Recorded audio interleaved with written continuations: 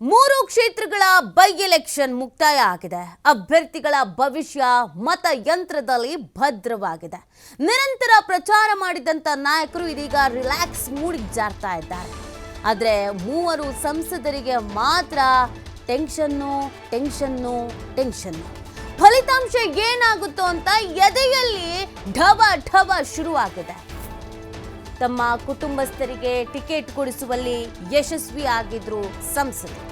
ಶಿಗ್ಗಾವಿಯಲ್ಲಿ ಪುತ್ರ ಭರತ್ಗೆ ticket ಕೊಡಿಸುವಲ್ಲಿ ಬೊಮ್ಮಾಗಿ success ಆಗ್ತಾರೆ. ಸಂಡೂರಿನಲ್ಲಿ ಪತ್ನಿಗೆ ಬಿ ಫಾರಂ ಕೊಡಿಸೋದ್ರಲ್ಲಿ ತುಕಾರಾಂ ಕೂಡ ಯಶಸ್ಸು ಪಡ್ಕೊಳ್ತಾರೆ. ಇನ್ನು ಚನ್ನಪಟ್ಟಣದಲ್ಲಿ ಪುತ್ರ ನಿಖಿಲ್ಗೆ ಟಿಕೆಟ್ ಕೊಡಿಸೋದ್ರಲ್ಲಿ HDK ಕೂಡ ಸಕ್ಸಸ್ ಆಗ್ತಾರೆ. ಆದ್ರೆ ಫಲಿತಾಂಶದಲ್ಲೂ ಕೂಡ ಸಕ್ಸಸ್ ಆಗ್ತಾರಾ ಆಗಲ್ವಾ ಈ ಪ್ರಶ್ನೆ, ಸಕ್ಸಸ್ ಸಿಗುತ್ತಾ ಇಲ್ವಾ ಅನ್ನೋ ಆತಂಕದಲ್ಲಿ ಸಂಸದರುಗಳಿದ್ದಾರೆ. ಈ ಬಾರಿಯ ಬೈ ಎಲೆಕ್ಷನ್, ಈ ಮೂರು ಕ್ಷೇತ್ರಗಳ ಬೈ ಎಲೆಕ್ಷನ್ ಇದೆಯಲ್ಲ, ನಾನಾ ಕಾರಣಕ್ಕೆ ಸಾಕಷ್ಟು ಕುತೂಹಲಕ್ಕೆ ಕಾರಣವಾಗಿತ್ತು. ಒಂದಷ್ಟು ಆರೋಪ ಪ್ರತ್ಯಾರೋಪ, ಕೌಂಟರು, ಹೇಳಿಕೆಗಳು, ಇದೆಲ್ಲದರ ನಡುವೆ ಪ್ರತಿಷ್ಠೆ, ಜಿದ್ದು ಎಲ್ಲವೂ ಕೂಡ ಇತ್ತು. ಅದರಲ್ಲಿ ಪ್ರಮುಖವಾಗಿ ಮೂರು ಸಂಸದರು ಮಾತ್ರ ಚಿಂತೆಗೀಡಾಗ್ಬಿಟ್ಟಿದ್ದಾರೆ. ಎಲೆಕ್ಷನ್ ಏನೋ ಮುಗೀತು, ಎಲೆಕ್ಷನ್ನಲ್ಲಿ ಓಡಾಡಿದವರು ಸ್ವಲ್ಪ ರಿಲ್ಯಾಕ್ಸ್ ಮೂಡ್ನಲ್ಲಿದ್ದಾರೆ, ಕಾರ್ಯಕರ್ತರು ಕೂಡ ರಿಲ್ಯಾಕ್ಸ್ ಮೂಡ್ನಲ್ಲಿದ್ದಾರೆ. ನೋಡೋಣ ಬಿಡಿ, ಇನ್ನು ರಿಸಲ್ಟ್ ಏನಾಗುತ್ತೆ ಅಂತ ನೋಡೋಣ ಬಿಡಿ ಅಂತ ಕಾಯ್ತಾ ಇದ್ದಾರೆ. 23ರವರೆಗೂ ಕಾಯಬೇಕು. ಅದೇ ಸಂಸದರುಗಳಿದ್ದಾರಲ್ಲ, ಮೂವರು ಸಂಸದರು ಗುದ್ದಾಡಿ ಹೊಡೆದಾಡಿ ಬಡದಾಡಿ ಮಾತುಕತೆ ಮಾಡಿ ಒಂದಷ್ಟು ಅಸಮಾಧಾನಗಳನ್ನು ಶಮನ ಮಾಡಿಕೊಂಡು ಎಲ್ಲರನ್ನ ಒಪ್ಪಿಸ್ಕೊಂಡು ತಮ್ಮ ತಮ್ಮ ಮನೆಯವ್ರಿಗೆ ಟಿಕೆಟ್ ಏನೋ ಕೊಡಿಸ್ಬಿಟ್ರು. ಪುತ್ರನಿಗೆ, ಹೆಂಡತಿಗೆ ಎಲ್ಲ ಟಿಕೆಟ್ ಎಲ್ಲ ಕೊಡಿಸ್ಬಿಟ್ರು ಮೂರೂ ಜನ ಸಂಸದರುಗಳು. ಆದರೆ ಈಗ ಢವ ಢವ ಢವ ಅಂತ ಅಂತಿದೆ. ಯಾಕಂದರೆ ಈ ಸಕ್ಸಸ್ ಅನ್ನೋದು ಒಂದು ಅವರ ಫ್ಯಾಮಿಲಿಯ ಸಕ್ಸಸ್ಸು, ಫ್ಯಾಮಿಲಿಯ ವರ್ಚಸ್ಸಿನ ವಿಚಾರ. ಇತ್ತ ಬೊಮ್ಮಾಯಿ ಮತ್ತು ಕುಮಾರಸ್ವಾಮಿ ಅವರ ಪುತ್ರರು ಗೆದ್ದುಬಿಟ್ರೆ ಅವರ ರಾಜಕೀಯ ಭವಿಷ್ಯ ಸುಗಮ ಆಗತ್ತೆ. ಅದು ಬೊಮ್ಮಾಯಿ ಅವರ ಪುತ್ರ ಆಗಿರ್ಬೋದು ಅಥವಾ ಕುಮಾರಸ್ವಾಮಿ ಅವರ ಪುತ್ರ ಆಗಿರ್ಬೋದು, ನಿಖಿಲ್ ಮತ್ತು ಭರತ್ ಬೊಮ್ಮಾಯಿ. ಸೊ ಇವರಿಬ್ಬರೂ ಗೆದ್ರೆ ಅವರ ಮುಂದಿನ ಹಾದಿಗಳು, ಮಕ್ಕಳಿಗೊಂದು ರಾಜಕೀಯ ಭವಿಷ್ಯವನ್ನು ಭದ್ರವಾಗಿ ಕಲ್ಪಿಸ್ಕೊಡ್ಬೇಕು ಅಂತ ಯೋಚಿಸಿದ್ರಲ್ಲ ತಂದೆ ಅಂದರು, ಅವ್ರಿಗೆ ಆರಾಮ್ ಅನಿಸುತ್ತೆ. ಅಕಸ್ಮಾತ್ ಸೋಲ್ತು ಅಂತ ಹೇಳಿದ್ರೆ ಅದು ಅವರ ಫ್ಯಾಮಿಲಿಯ ವರ್ಚಸ್ಸು ಕೂಡ ಒಂದು ಕಡೆಯಲ್ಲಿ ಕುಂದಿದ ಹಾಗೆ ಆಗತ್ತೆ. ಅಪ್ಪ ಮಾಜಿ CMಗಳು ಬೊಮ್ಮಾಯಿಯವರು ಹೌದು, ಕುಮಾರಸ್ವಾಮಿಯವರು ಹೌದು, ಹಾಲಿ ಸಂಸದರು, ಕೇಂದ್ರ ಸಚಿವರು ಬೇರೆ ಕುಮಾರಸ್ವಾಮಿಯವರು.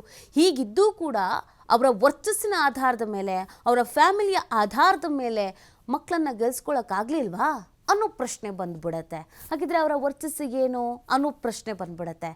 ಗೆದ್ರು ಅಂತ ಅಂದರೆ ಹಿಡಿಯೋದಕ್ಕೆ ಸಾಧ್ಯ ಆಗೋದಿಲ್ಲ. ಅಷ್ಟರ ಮಟ್ಟಿಗೆ ಅವರಿಗೊಂದು ಸಲೀಸಾದಂಥ ಗೆಲುವು ಮುಂದಿನ ರಾಜಕೀಯ ಭವಿಷ್ಯಕ್ಕೆ ಸಿಕ್ಕಿಬಿಡುತ್ತೆ. ಇನ್ನೊಂದು ಕಡೆಯಲ್ಲಿ ತುಕಾರಾಂ ಅವರ ಫ್ಯಾಮಿಲಿಗೆ ಟಿಕೆಟ್ ಕೊಡಲೇಬಾರ್ದು ಅಂತ ಇದ್ರೂ ಕೂಡ ಬೇಕೇ ಬೇಕು ಅಂತ ಹಠಕ್ಕೆ ಬಿದ್ದು ಟಿಕೆಟನ್ನು ತೆಗೆದುಕೊಂಡಿದ್ದಾರೆ. ಹೀಗಿರಬೇಕಾದ್ರೆ ಗೆದ್ರು ಅಂತ ಅಂದರೆ ತುಕಾರಾಂ ಅವರ ಫ್ಯಾಮಿಲಿಯ ವರ್ಚಸ್ಸು ಹೆಚ್ಚಾಗತ್ತೆ. ಅವರ ಪುತ್ರ ಪುತ್ರಿ ಇಬ್ಬರೂ ಇದ್ದಾರೆ. ಮುಂದಿನ ಸಂದರ್ಭದಲ್ಲಿ ಅವರ ಮಕ್ಕಳಿಗೂ ಕೂಡ ರಾಜಕೀಯವಾಗಿ ಮಣೆ ಹಾಕಲಿಕ್ಕೆ ಒಂದು ಭದ್ರವಾದಂಥ ಒಂದು ಬೇಸ್ಮೆಂಟನ್ನು ಹಾಕಿಕೊಂಡಂಗೆ ಆಗತ್ತೆ. ಸೊ ಆ ಕಾರಣಕ್ಕಾಗಿ ಸೋಲು ಗೆಲುವು ಅನ್ನೋದು ಈ ಚುನಾವಣೆಯಲ್ಲಿ ಈ ಫ್ಯಾಮಿಲಿಗಳಿಗೆ ತುಂಬಾ ಇಂಪಾರ್ಟೆಂಟ್ ಆಗಿರೋದ್ರಿಂದ ಢವ ಢವ ಶುರು ಆಗಿದೆ. ಈ ಬಗ್ಗೆ ಮತ್ತಷ್ಟು ಮಾಹಿತಿಯನ್ನು ನೀಡ್ತಾರೆ ನಮ್ಮ ಪ್ರತಿನಿಧಿ ಶಿವಕುಮಾರ್.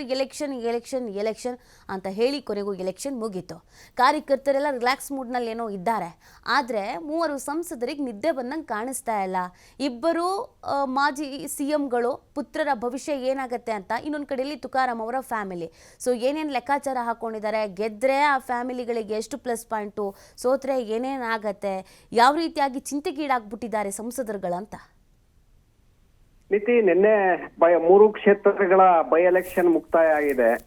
ಮತಗಳು ಮತಪಟ್ಟಿಗೆಯಲ್ಲಿ ಭದ್ರ ಆಗಿದೆ. ಇನ್ನ 23ರವರೆಗೆ ಕಾಯ್ಬೇಕಾಗತ್ತೆ ಫಲಿತಾಂಶ ಏನ್ ಬರುತ್ತೆ ಅಂತೇಳಿ.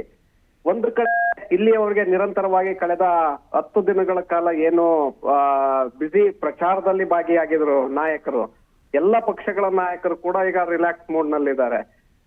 ಕುಟುಂಬ ಸಮೇತ ಬೇರೆ ಬೇರೆ ಕಡೆ ಅವರು ಪ್ರವಾಸಕ್ಕೆ ತೆರಳುವಂತ ಒಂದು ಯೋಜನೆಯನ್ನ ಹಾಕೊಳ್ತಾ ಇದ್ದಾರೆ. ಆದ್ರೆ 3 ಜನ ಸಂಸದರಿಗೆ ಮಾತ್ರ ಇನ್ನು ಟೆನ್ಷನ್ ಶುರುವಾಗ್ತಾ ಇದೆ. ಯಾಕೆಂದ್ರೆ 3 ಜನ 2 ಕಡೆಗಳಲ್ಲಿ ಪುತ್ರರನ್ನ ಕಣಕ್ಕಿಳಿಸ್ತಿದ್ರು, ಮತ್ತೊಂದು ಕಡೆ ಪತ್ನಿಯನ್ನ ಕಣಕ್ಕಿಳಿಸಿದ್ರು. ಆ ಕಾರಣಕ್ಕೆ 3 ಜನ ಸಂಸದರು ಏನಾಗುತ್ತೋ ಫಲಿತಾಂಶ, ಯಾವ ರೀತಿಯಾದಂತ ಫಲಿತಾಂಶ ಹೊರಗೆ ಬರುತ್ತೋ ಗೆಲ್ತಾರೋ ಸೋಲ್ತಾರೋ ಅನ್ನುವಂತಹ ಆತಂಕ ಈಗಾಗಲೇ ಅವರಲ್ಲಿ ಶುರುವಾಗಿದೆ. ಯಾಕಂದ್ರೆ 23ರವರೆಗೆ ಅವರು ಕಾಯಲೇಬೇಕಾಗತ್ತೆ. ಚನ್ನಪಟ್ಟಣ ಕ್ಷೇತ್ರದಲ್ಲಿ ಸಂಸದರಾಗಿರುವಂತಹ ಹಾಲಿ ಕೇಂದ್ರ ಸಚಿವರು ಮಾಜಿ ಮುಖ್ಯಮಂತ್ರಿಗಳಾದಂತಹ HD ಕುಮಾರಸ್ವಾಮಿ, ನಿಖಿಲ್ ಕುಮಾರಸ್ವಾಮಿ ಅವರನ್ನ ಕಣಕ್ಕಿಳಿಸಿದ್ರು. ಅಲ್ಲಿ ಸಾಕಷ್ಟು ಟಿಕೆಟ್ ಕೊಡುವಂತ ವಿಚಾರದಲ್ಲೇ ಜಿದ್ದಿ ನಡೆದಿತ್ತು.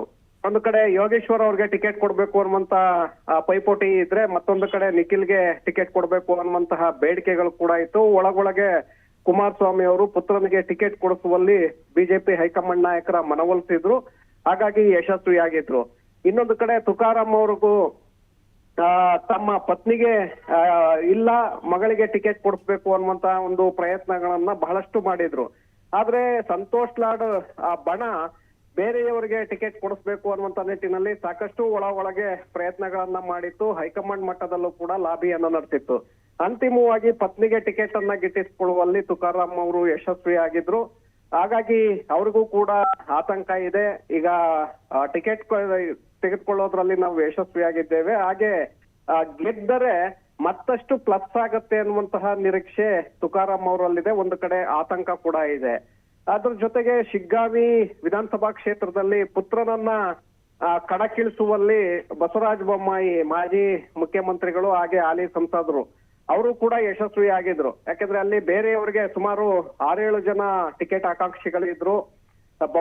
ಭರತ್ ಬೊಮ್ಮಾಯಿ ಅವರಿಗೆ ಯಾವುದೇ ಕಾರಣಕ್ಕೂ ಕೂಡ ಟಿಕೆಟ್ ಅನ್ನ ಕೊಡಬಾರ್ದು ಅನ್ನುವಂತಹ ಡಿಮ್ಯಾಂಡ್ಗಳು ಅಲ್ಲಿ ಹೆಚ್ಚಾಗಿತ್ತು.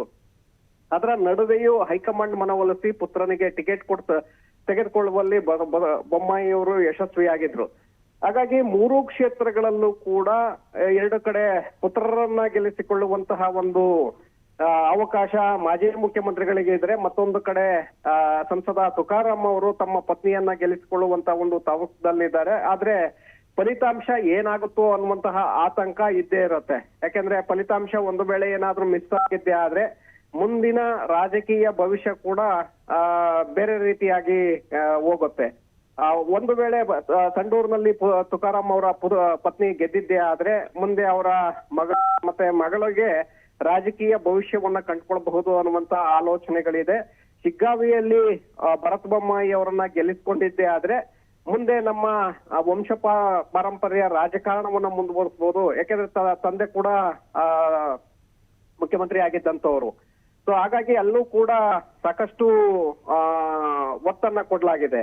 ಅದರ ಜೊತೆಗೆ ಚನ್ನಪಟ್ಟಣದಲ್ಲೂ ಕೂಡ ವಂಶ ಪಾರಂಪರ್ಯ ರಾಜಕಾರಣವನ್ನ ಉಳಿಸ್ಕೊಳ್ಬೇಕಾದ್ರೆ ನಿಖಿಲ್ ಕುಮಾರಸ್ವಾಮಿ ಅವರನ್ನ ಗೆಲ್ಲಿಸ್ಕೊಳ್ಬೇಕಾಗತ್ತೆ. ತಾತ ಮಾಜಿ ಪ್ರಧಾನಿ ಆಗಿದ್ದಂತವ್ರು, ತಂದೆ ಮುಖ್ಯಮಂತ್ರಿ ಆಗಿದ್ದಂತವ್ರು, ಹಾಗೆ ಚಿಕ್ಕಪ್ಪ ಸಚಿವರಾಗಿದ್ದಂತವ್ರು, ಈಗ ಹಾಲಿ ಶಾಸಕರು, ಹಾಗೆ ಸಹೋದರರು MLC ಮಾಜಿ ಸಂಸದರು. ಸೊ ಇಂತ ಒಂದು ಫ್ಯಾಮಿಲಿಯಲ್ಲಿ ನಿಖಿಲ್ ಕುಮಾರಸ್ವಾಮಿ ಅವರನ್ನ ಗೆಲ್ಸ್ಕೊಂಡಿದ್ದೆ ಆದ್ರೆ ನಮ್ಮ ಕುಟುಂಬದ ರಾಜಕಾರಣಿಗಳ ಸಂಖ್ಯೆ ಹೆಚ್ಚಾಗುತ್ತೆ ಅನ್ನುವಂತ ಒಂದು ಆಸೆ ಆ ಕುಟುಂಬಕ್ಕಿದೆ. ಹಾಗಾಗಿ 3 ಜನರಿಗೂ ಕೂಡ ಈ ಚುನಾವಣೆ ಫಲಿತಾಂಶ ಸಾಕಷ್ಟು ಮಹತ್ವವನ್ನ ಪಡ್ಕೊಂಡಿದೆ. ಇಲ್ಲಿ ಫಲಿತಾಂಶದಲ್ಲಿ ಗೆಲುವು ಬಂದಿದ್ದೆ ಆದ್ರೆ ಅವರ ರಾಜಕೀಯ ಭವಿಷ್ಯ ಕೂಡ ಮತ್ತಷ್ಟು ಉಜ್ವಲ ಆಗತ್ತೆ. ಒಂದು ವೇಳೆ ಫಲಿತಾಂಶ ಬೇರೆ ರೀತಿಯಾಗಿ ಹೋಗಿದ್ದೆ ಆದ್ರೆ ಅದ ರಾಜಕೀಯ ಹಿನ್ನಡೆಗೂ ಕೂಡ ಕಾರಣ ಆಗಬಹುದು. ನೀತಿ.